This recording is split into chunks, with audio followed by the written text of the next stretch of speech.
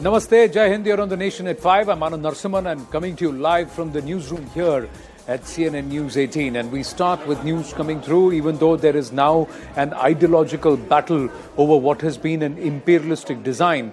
The key instrument itself, that is BBC, is under lens, and it's BBC's chief who's under lens, and that's what we start with on this edition of the Nation at 5, that there is spot that he is in a bit of a bother because the lens is on BBC Chairman Richard Sharp. Britain's public appointments watchdog will now investigate the election of BBC Chairman Richard Sharp following concerns over his role in helping former Prime Minister Boris Johnson secure a loan, which is about €800,000, 800,000 pounds, beg your pardon. The concerns have been raised, and as per reports which have appeared in multiple news media, including The Guardian, BBC Chairman Richard Sharp was linked with helping Boris Johnson secure a loan of up to £800,000. In a statement on Monday, Richard Sharp claimed that he was not involved in making a loan or arranging a guarantee for the then Prime Minister. And Boris Johnson said that Richard Sharp had no knowledge of his personal finances, calling the allegations absolute nonsense. Richard Sharp, a former Goldman Sachs banker, also happens to be Rishi Sunak's former boss during his days in the private sector. He was announced as the government's choice for the new BBC chairman in January 2021 when Boris Johnson was still the Prime Minister.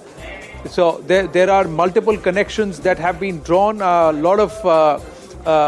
There is a chain of command that also stands out, and there is a reason why this name has come forth and why he has been pulled up. Now, what we're given to understand is that Richard Sharp was the BBC chairman. The allegation is that he facilitated a meet between Simon Case, the cabinet secretary, Sam Blith, a Canadian businessman, and it is Canadian businessman Sam Blith who's turned up eventually the guarantor for the loan, and the beneficiary, of course, is Boris Johnson, who was the then UK Prime Minister, who secured a loan of £800,000. So this is where Richard Sharp and his role comes into play, and clearly the BBC boss now currently going to be investigated. The appointment as BBC chair, was there a quid pro quo that you help me get a guarantor so I'll get you the elevation? Is there a quid pro quo, and is Richard Sharp Boris Johnson's man in this entire system? So even as the BBC commentary takes an ideological battle position closer home, there is trouble brewing for BBC and its chairman in the UK itself. Let's try and go across to Sanjay Suri, who should be joining us live any moment. We've got Tushar Gupta and Dr. Vivek Kaul joining us at this point. Tushar Gupta, senior editor Swarajya, and Dr. Vivek Kaul, Hindu Renaissance activist. Dr. Vivek Kaul, is this now going to allow a lot of skeletons to tumble out of the closet? Is Richard Sharp just the first of many more allegations or investigations against the BBC and its functionaries? Definitely, Anand. A lot of muck will come out, and the government itself is, hell-bent upon cleaning the BBC. That's what I've heard. And I spoke to a few lords, and we are also will be demonstrating against BBC on Sunday, all Indians, right, irrespective of our faith. I agree with you. Yes, there will be a cleaning up of BBC, definitely.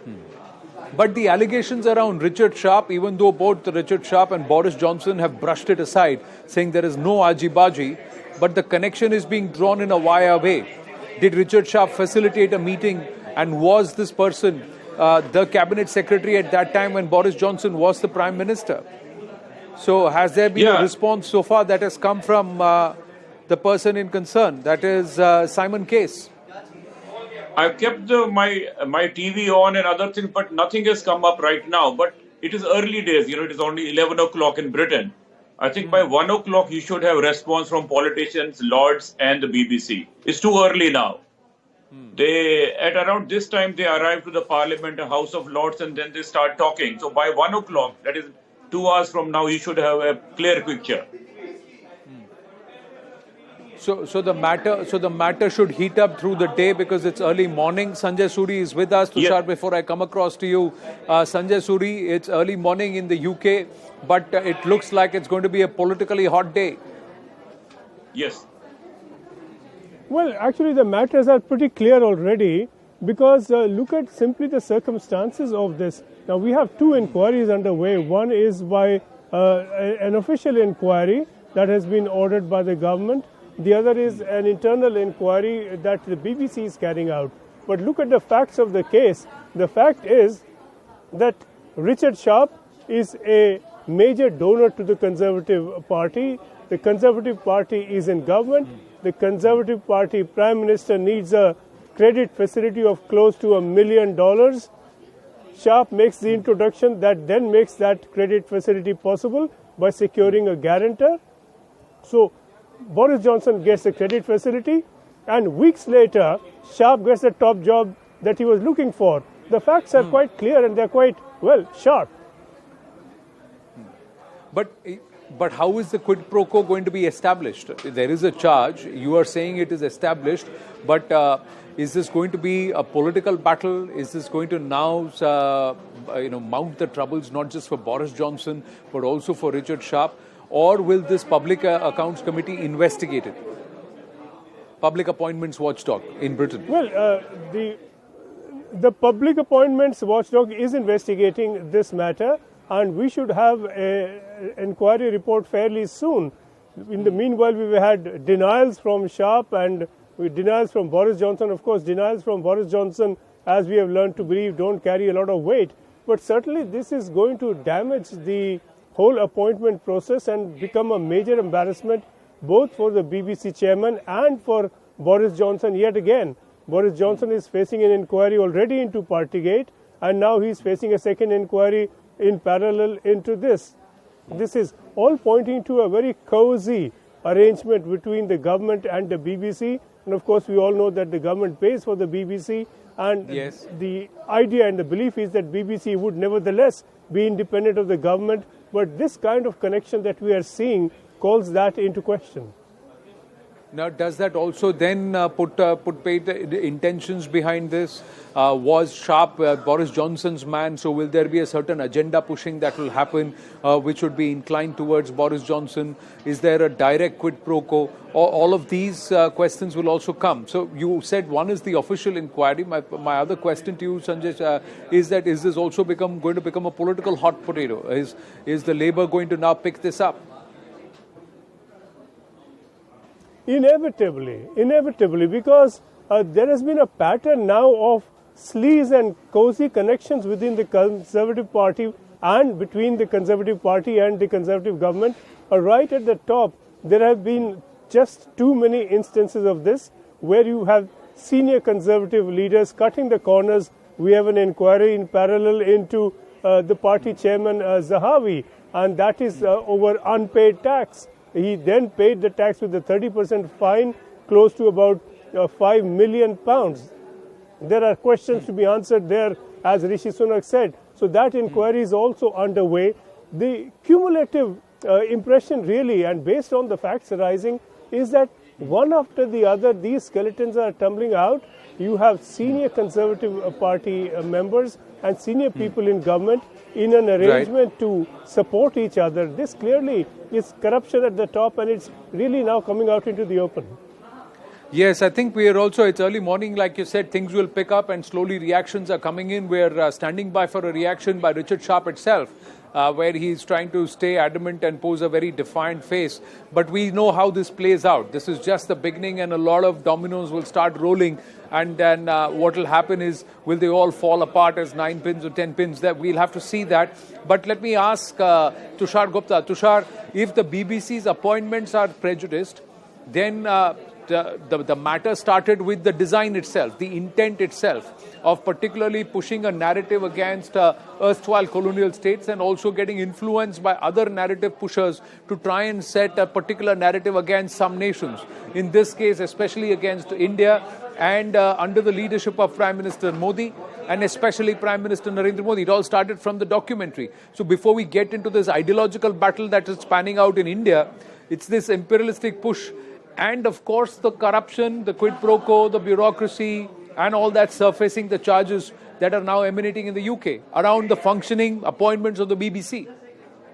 Absolutely, Anand. I imagine the Telegraph or the Guardian to run a headline tomorrow that the BBC chairperson posts for sale for £800,000. Because the way this position has been commissioned, it raises serious questions about the credibility of the corporation, about the integrity, about what the narratives they're pushing, on whose behest they're pushing it. Now, we all saw the kind of narrative they had against India and other states also from an economic perspective. But particularly, I would like to talk about India. Suddenly, out of nowhere, when India has ascended to the G20 presidency, when you have delegates from all across the world coming to India, when you have investors showing interest to India, and when the United Kingdom's economy is in a turmoil, when India and UK are looking to put together a free trade agreement, suddenly out of nowhere, BBC releases a documentary. Now, the question I'm asking since day one is, if BBC had this evidence, why did it never make it to the Supreme Court of India in 20 years? Who is pushing this narrative? Who's financing this narrative? Who's backing this narrative? Because BBC is only a catalyst in this entire equation. Who is the one really pushing the strings? Who is the one really controlling the affairs? That is one question, Anand. And number two, Boris Johnson also wanted to make another push for the Prime Minister's post. Could this be about that also? BBC pushes a narrative against the Prime Minister of Britain, Rishi Sunak, because of his credentials, because of his origins. It could also be about that. So we have to look at it in multiple ways. One, the attack on Rishi Sunak, probably to dislodge him as the Conservative Party leader. Number two, the attack on India in the year of its G20 presidency. And number three, the most important question, who is financing this narrative behind the BBC? That's one thing we need to look forward to. Well, the money trail will lead to some surprising corners, but right now the leadership trail itself is under scrutiny as to the appointments itself. There is a reaction coming in from Richard Sharp. Let's go across to that. Let's listen to what he had to say.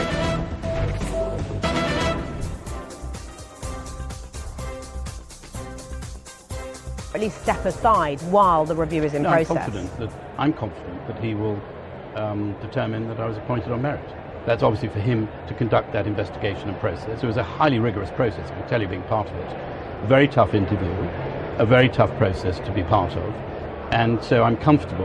And there was an independent committee of people doing the interview, and they were asking very searching and challenging questions of me and the other candidates. And I'm sure that process was fully and carefully recorded, so it can be minuted and seen whether my appointment was done on merit. And I'm confident it will be seen that that was the case.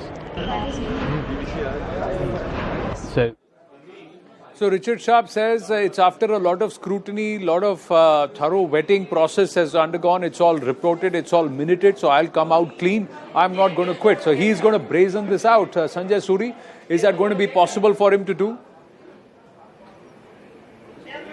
Well, look at his denial a little closely, that he was not involved in the nitty-gritty and in the whole process of the arrangement of that guarantor for that credit facility. But that is not to be expected. In these matters, all you need is an introduction and a word, and the rest follows. These things are done discreetly, and no doubt this was handled discreetly. So the introduction was made, and then on, it was for the process to take its own course, having been facilitated. It is not necessary then for Sharp to go through every step, holding hands with those engaged in the process. So the question is whether that facilitation itself and that introduction triggered this easing of the credit facility for Boris Johnson, and that is what the inquiry will determine. Right. Sanjay Suri, I thank you for your inputs. Now shifting focus closer home, as I'm going to request Vivek Paul and Tushar Gupta to stay on with us. So from that imperialist push and the narrative that was taken at that time to what it's now turned into an ideological battle here in India, ladies and gentlemen. The controversy surrounding this documentary titled The Modi Question continues. At a Hyderabad university, the documentary was screened on Saturday, despite the centre censoring it, the ABVP filing a complaint demanding strict action. Meanwhile, the political war of words also intensified, with Rahul Gandhi saying that the truth has a nasty habit of coming out. BJP losing no time, hitting out at the opposition, and said it is the bankruptcy of ideas which is driving them. Listen in.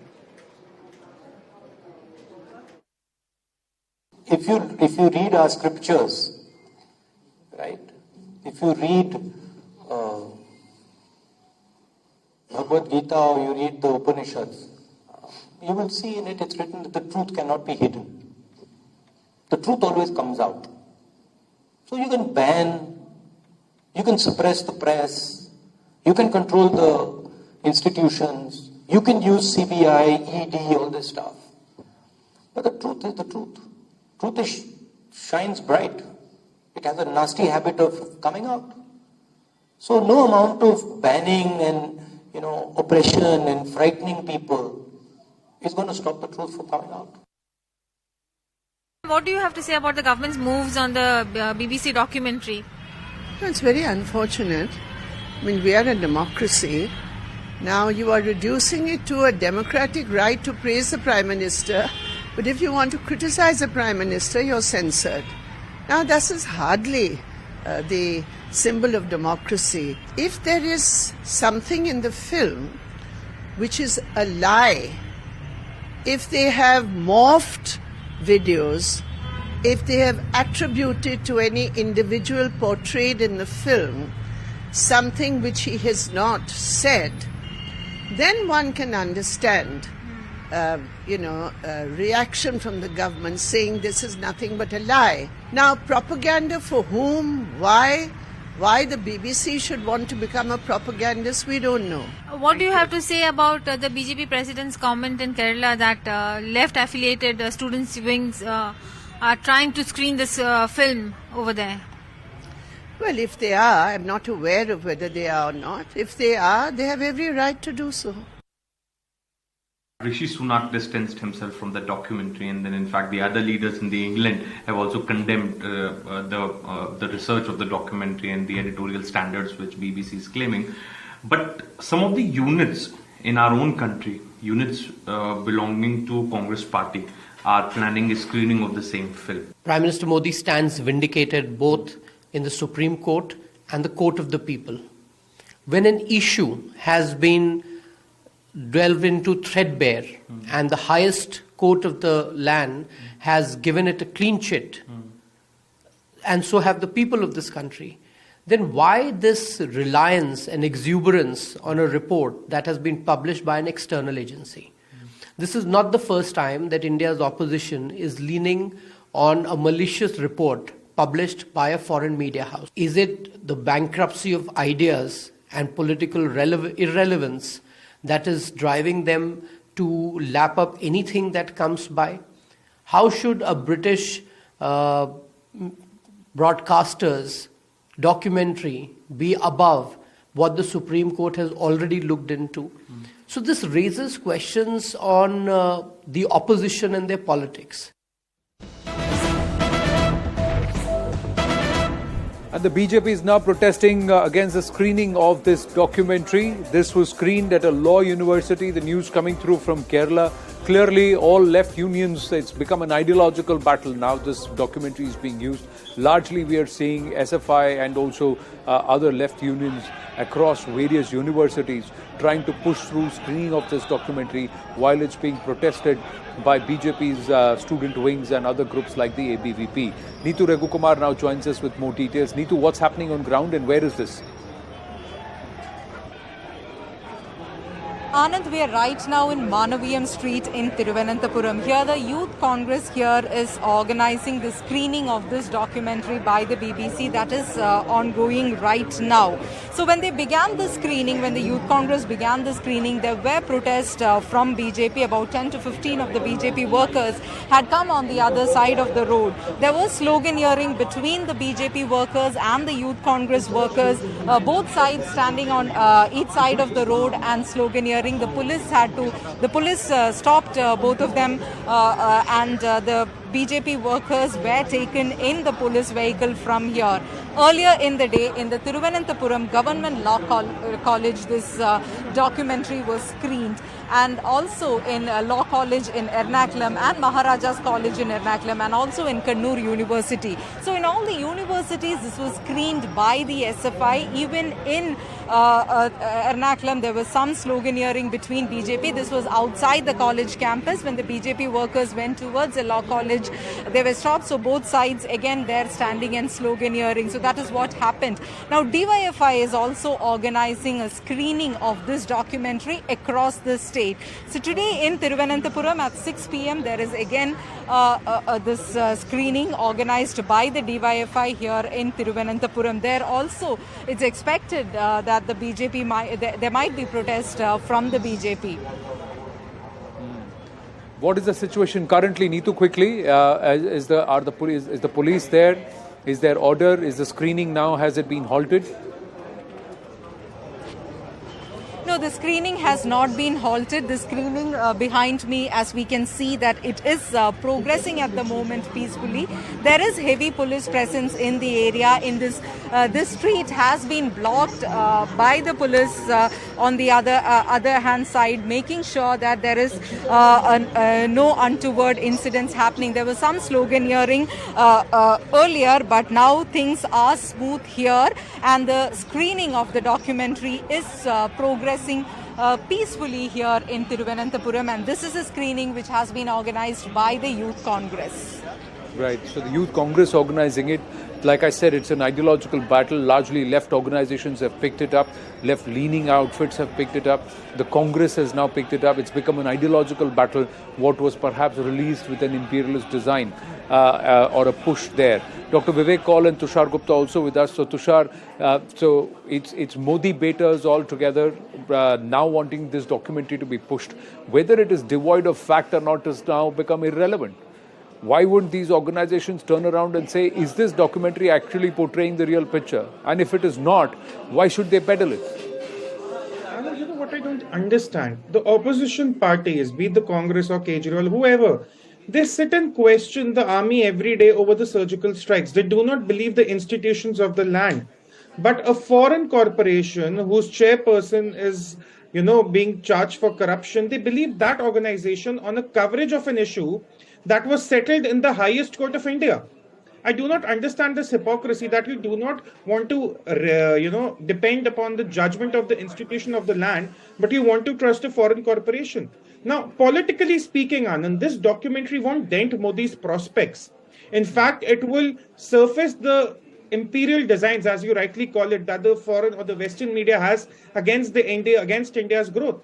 But my worry is it might be used by the opposition parties to stir a law and order situation on the ground. That is my major worry. We already are seeing what is happening at the campuses where a screening is being pushed as it has been censored by the government. That is where my worry lies. Politically, this documentary is irrelevant. Factually, this documentary is irrelevant. What is relevant for the baiters and for the ones pushing it is to stir a law and order situation on the ground by citing a case, and I repeat this, by citing a case that has been settled in the Supreme Court, where a clean chit has been given to the Prime Minister, and where the Supreme Court has observed that there was a lobby who was using to victims to peddle their own agenda. No, these are outfits, Dr. Vivek Kaul, who in the past have themselves stopped the release of not just movies, documentaries. They have also censored and brought down governments which did not agree with them across states. These are outfits who themselves will not allow any other idea but theirs to proliferate and to be propagated in areas where they exercise a certain rule. And look what they are doing today. And they are also picking up a product because they want to settle a political score or fight an ideological battle. They are picking up a product that's being pushed with a devious design, not just against Prime Minister Narendra Modi, but with an intent to also further malign India. Is this lost on people? They are the same anti-India group, the anti-CAA gang. And they should know that during Modi's time, there have been no rights. The communal rights are history. When I was growing up during Congress time, the communal rights would happen every 2-3 months, whether it was Meerut, UP, Hyderabad used to have communal rights. During Modi's time, I have not heard of any communal right. So these people are frustrated. They just want to be in power back. And they are damaging Modi. But Modi, as Tusharji said, Modi won't be defeated. And our BBC is also raking up a 20 years old issue, which has been settled in Supreme Court and SIT. So tonight also there is a part 2 of the BBC documentary, which I think will concentrate on CAA, and again there will be an anti-Modi slant into it. So Modi won't be affected. The people who vote for Modi will always vote for Modi, and even the floating voters will see that there is an anti-India tirade. So I don't think Modi, he is right. Modi won't be affected electorally. As an unbiased person, I'm telling you. So the idea is not whether it affects PM Modi or not. It's about why use international media and international platforms who want to peddle a narrative about our country, and use that when you know the information there is not complete, is factually incorrect, or perhaps economical with the truth. That's another question. Like I said, imperialist design world over, and it started from there, and it's now snowballing into an ideological battle, as all those opposed to the BJP, opposed to Prime Minister Modi, or those who are traditionally Modi baiters, are now picking this documentary and want to run with it across campuses in our country. Vivek ji, thank you very much. I have to move on quickly because we're getting a big update where even though Sri Lanka politics claims that they are non-aligned, supportive of all countries, and they prioritize Buddhism, on the 11th of January 2023, a number of Chinese diplomats and their entire charge of affairs, Hu Wei, hurried to Malawatu chapter in Kandy. They have warned the high prelates, that is the Buddhist priests there, not to host His Holiness the Dalai Lama because they are engaged in a dispute with him. Now, this is counter to China's pledge to the world that it will not meddle in the domestic or foreign affairs of any country, and that includes also the religious choices and who they choose to give bring there as guests. So this is a big development that has come through, where the Chinese are now trying to thwart and stop the travel of His Holiness the Dalai Lama, one of the biggest beacons of Buddhism across the world, to Sri Lanka, which is also where the primary largest religion is Buddhism. Lagyari Namgyal Dolkar, who's the MP and also president of the Association of Former Tibetan Political Prisoners, Guchushum Tibet Movement, is with us. Namaste. How would you respond to this? Hello, and I would like to say that what Chinese Communist Party is doing does not surprise me a bit in any manner, because but I think what is the reality on ground is that this group, this devious, country that claims to uphold, religious freedom, that claims to hold the position in the United Nations Security Council, is the same organization that finds a man, a simple Buddhist man, traveling around the world, spreading the message of peace and compassion, love. They find him a threat. And we are talking about a free movement of His Holiness the 14th Dalai Lama and finding that a threat for them. So I would say is that, what I would say is, except for what is happening within Asia, in India, His Holiness, wherever he wishes to travel, should be up to him and the particular government and not the Chinese Communist Party. But what we are looking at is how Chinese Communist Party is looking into how they can misuse their power of, the loans that they have given to various nations and use that against them to control their minds, to control their decisions. And this is exactly what is happening in Sri Lanka. With the loans that they are drowned in, they're using that to pressure Sri Lankan government into making sure that His Holiness the 14th Dalai Lama does not get to freely travel to speak about love, compassion, and Buddhism. So it's just preposterous to me. But then this is Chinese Communist Party and Xi Jinping. What would you expect from the Sri Lankans? They have allowed the Chinese to come there and peddle their narrative, and also try and pressure the prelates of a certain chapter in Kandy. What would you request Sri Lanka to do? Do you think Sri Lanka will back down? I would humbly request them to prove themselves as a free and sovereign nation. A free, sovereign and a Buddhist nation that would send their invitation to the most renowned Buddhist teacher of the world, to openly decide for themselves whether they want to turn this issue, this religious issue, into political matter and become a pawn to Chinese Communist Party and Xi Jinping. So it's entirely up to them. I would humbly request them to please stand up for yourself. Please stand up for the sovereignty of your nation, and you ought to decide for yourself what you wish to do for your own country and not allow Chinese Communist Party to suppress you. Because once you listen to this condition, there are going to be many more coming on the way, and that is not going to be good for the sovereign power of Sri Lanka. You blink once, you bend forever, you blink forever. So that's what's going to happen. Will Sri Lanka stand up? That's the big question. It's a test of a Buddhist nation, whether or not they honor the invite that they've sent to His Holiness the Dalai Lama. And it's a test for this entire region, because India has given full support. India also is proud that His Holiness the Dalai Lama resides here. But we'll have to see whether or not Sri Lanka makes an official statement to underline the invite that's been extended to His Holiness.